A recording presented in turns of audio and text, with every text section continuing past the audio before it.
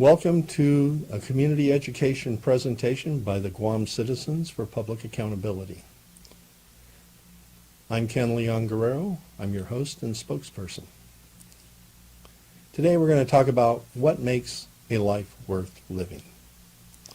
If you ask 100 people that question, you'll get 100 answers. But when you look at the answers closely, you'll see that most of them fall into one of three categories. Most people will say they want to spend more quality time with family and friends. Most people say they want a job that gives meaning and purpose to their lives. And just about everybody says they want to be able to pay their bills. Outside of those three things, every generation defines what other things make life worth living. Take these people. Yeah, the baby boomers. I'm one of them. And in our minds, we still look like this, even though the reality is we kind of look like this. Our mantra was make love, not war. And following that mantra, we created some of the most incredible music the world has ever heard. A lot of it is still playing on radio stations today. We even put a man on the moon. And these are our children. Generation X. They're a little different from baby boomers. They're a little more materialistic, and following the example of the material girl herself, they are the generation that gave us the McMansion and $4 cup of coffee. Their motto, he who dies with the most toys wins. Their children are the millennials, these guys. Now, the millennials seem to have been born with a smartphone in their hand. You never see them without their smartphones. And even though baby boomers have smartphones, millennials actually know how to use smartphones. And there's another difference. Millennials are the largest generation. They knocked the baby boomers off our pedestal. Millennials are also better educated than baby boomers were. Millennials also had more buying power than we had when we were their age. And millennials are more socially progressive. In fact, they're kind of like baby boomers in that sense, because they are the ones that gave us the Occupy Wall Street movement. Their cousins in the Middle East are the ones that gave us the Arab Spring. So when we look at those things, we can see that millennials are a little bit different. And that goes back to their motto, YOLO, you only live once. So with that in mind, it explains why millennials are more interested in experiences like rock climbing. Baby boomers are into rockers. Here's a baby boomer car. Here's a millennial car. Here's a baby boomer house. Here's a millennial house. Here's a group of baby boomers on their way to an event that defined our generation, Woodstock. And here's a group of millennials on their way to Burning Man. Well, maybe we're not so different after all. But the one area we are different is when it comes to control of the future, because the future is a numbers game, and the people that show up set the agenda. What am I talking about? Well, in order to do that, we're going to have to look at some numbers. If we go back to the 2014 general election, we saw that there were 112,202 people eligible to vote in that election. Out of that number, only 49,110 registered to vote. It's about 44%. And out of the number who registered to vote, only 21,553 actually voted, about 44%. So 19% of us set the future priorities for 100% of us. So if you're in a room of 5 people, chances are only one person in that room voted, and the other 4 people have to live with that decision. I don't know if you're happy with that. I certainly am not. That's why we're prepared this video. Because when we look at the breakdown by age, this story doesn't get any better. When we look at those 45 and under eligible to vote, only 57% of those eligible to vote actually registered. I wish I could say baby boomers were better, but we weren't. When it comes to registering, only 43% of those eligible to vote registered to vote. Then we come to the election itself, and that's where the numbers change significantly, because for those 45 and under, only 40% of those who registered to vote actually voted. And for the baby boomers, 60% of us who registered to vote voted. Yeah, these guys. So, what does this mean? What is the significance of this focus on who shows up? We have to look no further than what happened in Great Britain this past summer. This June, there was a referendum. Is Great Britain going to stay in the European Union or leave the European Union? There were 38 million people eligible to vote, and all of the polls showed that the chances were very strong that Great Britain would stay in the European Union. On the day after the vote, there was a shock that was felt around the world. 52% of those who voted to leave the European Union. 48% of those who voted to stay.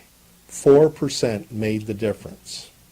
So let's look at how that 4% made a difference. When we look at the millennials and young adults 45 and under, they were 60% of the eligible vote. And they were the ones that wanted to stay in the Union, because staying in the European Union meant they could travel to all the member countries without a passport or a visa. They could live in any country they wanted to. They could work in any country they wanted to. Then there were the 46 and up group, the baby boomers, who are already set in their ways. Their kids are gone. They own their home. Most of them are in retirement. And they didn't like seeing tax dollars leave Britain to pay for projects in Europe. Kind of like the way, tax dollars from Virginia find their way to Guam. But they only made up a minority of the vote. So what happened? When the vote was analyzed, they found out that only 64% of those who registered to vote, 45 and under, actually voted. And the baby boomers, 90% of those who registered to vote voted. And as a result, the decision was made: Great Britain is leaving the European Union. And the people that are suffering the most from that decision are the millennials. But they only have themselves to blame because they didn't show up and vote. So now, young people in Europe are not going to be able to travel across Europe without passports or visas. They're not going to be able to live in any country they want to live in. They're not going to be able to work in any country they want to work in. So, how does that affect us here on Guam when we talk about a life worth living? Well, my hope is that our Guam millennials learn the lessons from their British cousins, because by 2030, millennials will make up 75% of the workforce. Millennials are going to be paying the bills for all the debt that the baby boomers are piling on your backs right now in the legislature.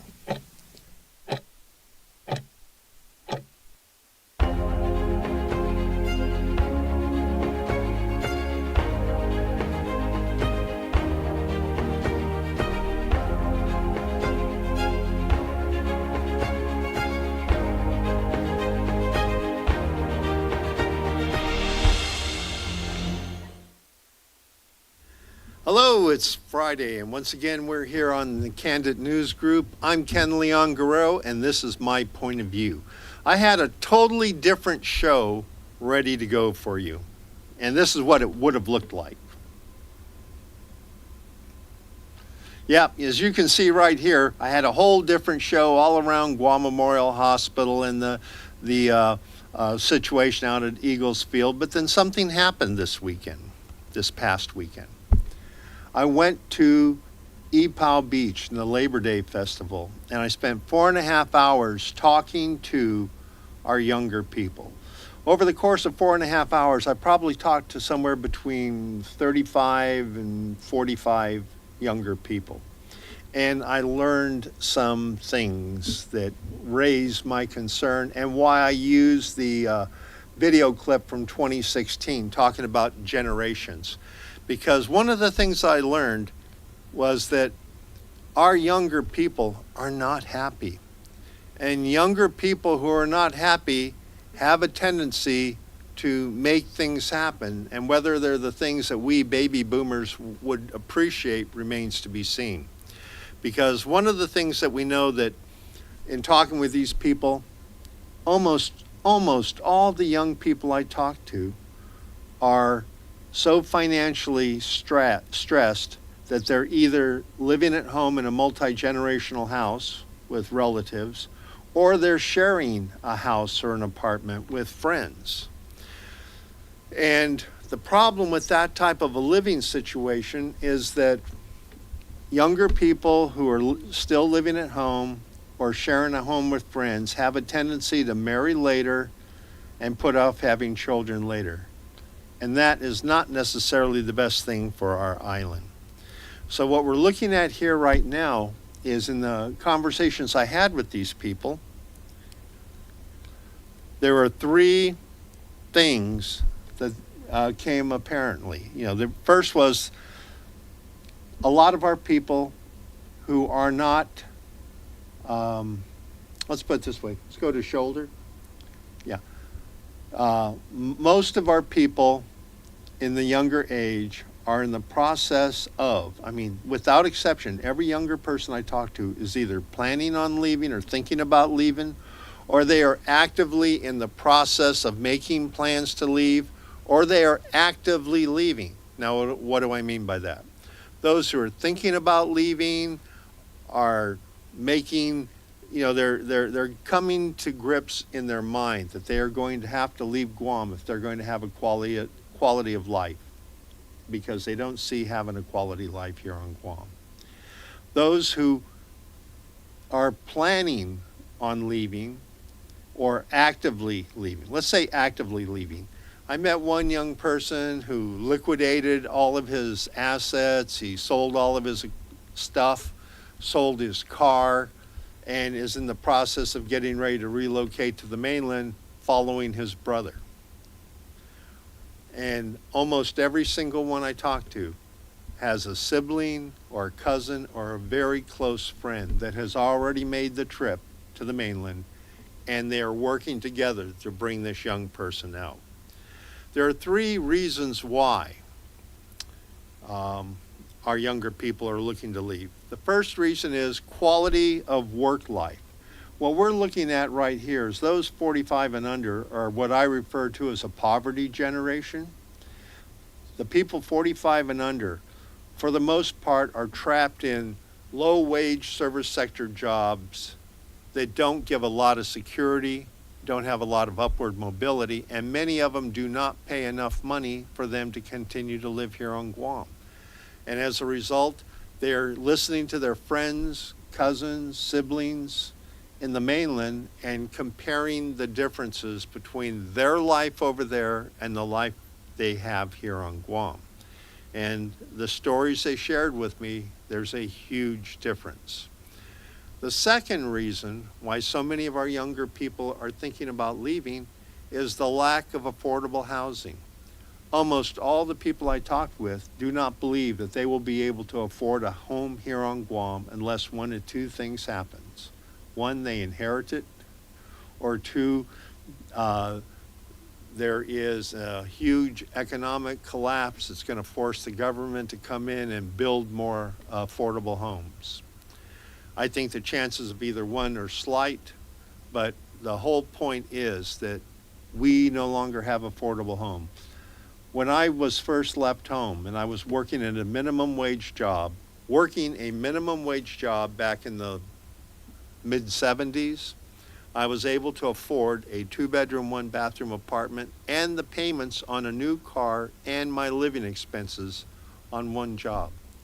Many of the younger people I talked to here today, the only way they're getting by is they're in share situations or living at home, or they have multiple income streams from several jobs or a combination of one or the other. Maybe they're living at home and have 3 jobs, 2 jobs, or they're living with friends, have 2 or 3 jobs. There is a program taking place in Hawaii, and I like to use Hawaii as our canary in the coal mine for us here on Guam, because eventually everything that happens in Hawaii eventually happens to us here on Guam. And for those of you who have been following me for years, you know that in Hawaii, a family of 4 with an income of almost of $96,000 qualifies for housing assistance. Things are that bad. So what they did in Hawaii is they put together a program to identify the challenges that people in Hawaii face. It's called the ALICE program, Asset Limited Income Constrained Employed. These are the working poor. These are people who make money but not enough money to continue to live in Hawaii. They make enough money that they don't qualify for a lot of support programs, but they don't make enough money to be able to live on the island of Hawaii, in the state of Hawaii, without those programs. And when we look at the breakdown by category, and you can go on to Aloha United Way Hawaii ALICE and look at the full report. And you see the breakdowns are very similar to the breakdowns here on Guam. In Hawaii, in 2015, when this report was created, about 30% of the families in Hawaii could not afford to live in Hawaii because the cost of living had gotten so high, and the incomes did not match increases in the cost of living, pretty much like we're seeing here in Guam. And the largest group of people that are suffering from this twin inflation and the cost of living and the spike in housing prices and lack of affordable housing, if you go to the bottom, it is single or cohabiting. That is where we are here on Guam. Go ahead to shoulder. So there is more to life than living to work, but the problem our younger people have is they are spending so much time working to live that they are not living. You know, when you're spending 12 to 16 hours a day on the job, you hardly have any time to spend with your children, if you have children. Let's go to clip number 1. And this question actually comes from the audience to you, Nani, and it says, how does this affect local folks psychologically? Well, you know, my heart is torn, honestly, listening to a lot of what Norm is saying, listening to the question before that one you just asked. Because, you know, I've actually come to a place, born and raised here, only lived in Hawaii my whole life. I've never lived anywhere else. Part Hawaiian. But I've kind of come to a place in the last couple of years where I've accepted that I might not stay here forever. My daughter might not make Hawaii her home. And that's okay. You know, before that, I would have never considered it. And I've made some pretty big decisions based on thinking I will be here forever. But, you know, working in the environment I've worked in, seeing what I've seen what hasn't happened yet, I kind of have come to terms with it's not the Hawaii I grew up in. Not to say it's better or worse, it's just different. And as it has changed with different kinds of development, with different kinds of job economics at play, and where we're putting our money in terms of workforce development and where we're not, what the education system looks like, what the opportunities are like, especially because I have a child, I'm thinking maybe I won't be here forever. So, you know, psychologically for me, I mean, day to day, week to week, I might stress out about finances, sure. But in the bigger picture, I've had to really shift my sense of, is Hawaii my forever home, or will I have to find somewhere else that I can have a better quality of life and not experience the same maybe financial hardships and challenges, actually get ahead. And that makes me really sad. That's very I mean, when you think about the talent that she has, and we've lost a lot of talent, to the continental U.S. because people just don't want to make the sacrifices, that they have to make to stay here. And so I think, we're going to see a lot more of that if we don't turn the tide and actually provide a livable, kind of life here that people can afford. Like I said, what happens in Hawaii eventually happens here on Guam.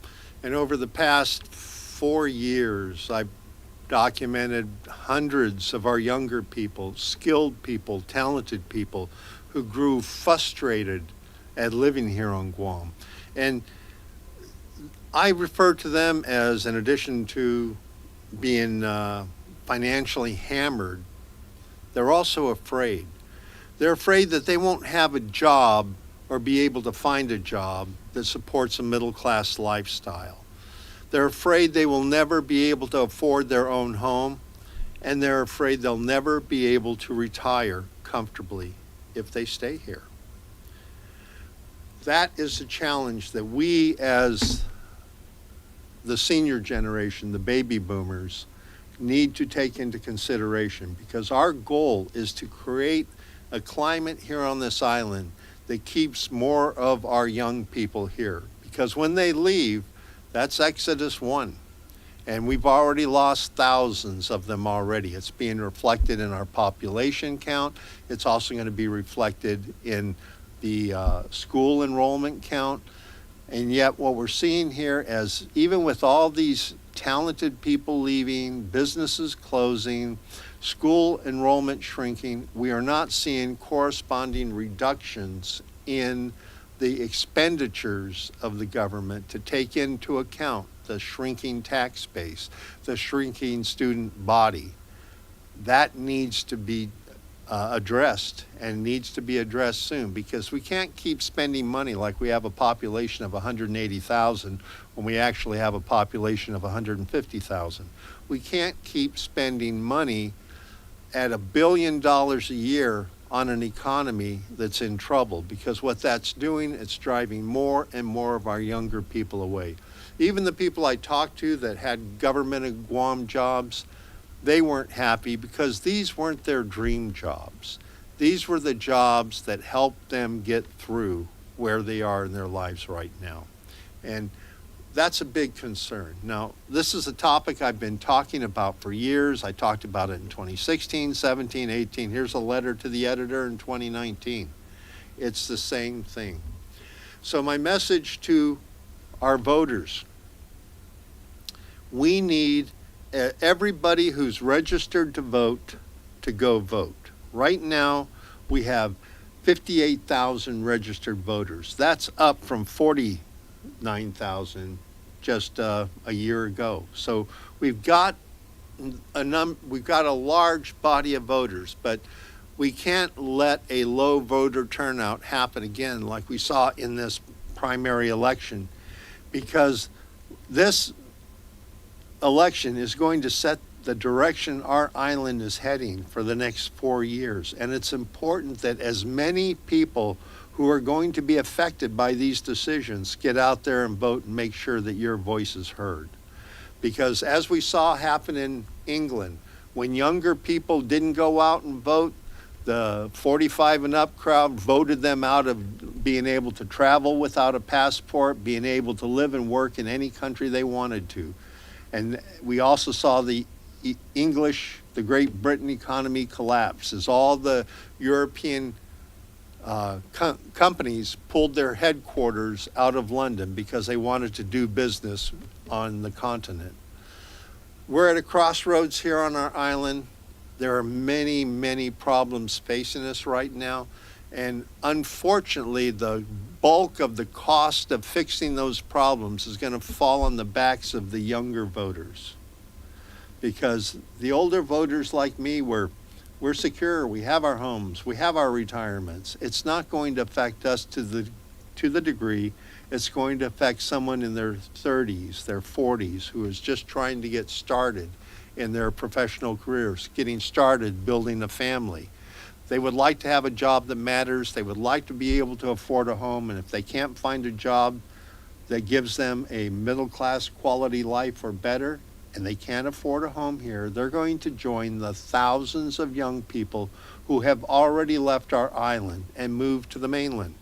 And unfortunately, those thousands of children are now being followed by the Exodus Wave 2, which is the grandparents, who are liquidating assets and taking their money, moving to the mainland so they can be closer to their children and grandchildren.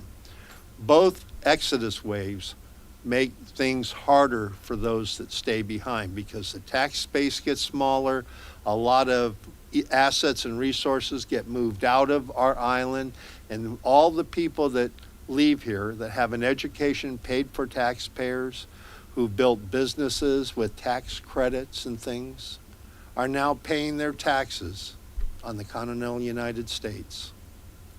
So we can't keep doing billion-dollar budgets, but until we get politicians in that reflect the needs of the voters, and that's the key word, the needs of the voters. Right now, the biggest group of voters on our island are 45 and under. They're job insecure, they're housing insecure, and they're food insecure. We need to vote in place politicians that will address these issues. I'm Ken Leon Guerrero. This is my point of view, and I hope that everyone out here watching this video makes sure they're registered to vote and actually gets out there vote. Take advantage of the early voting. Let's get as many people through those voting lines as soon as possible so that we can eliminate the longer lines that we are hoping to see on election day. So thank you very much for your time, and I'll talk to you again next week, and maybe I'll go back to my original topic.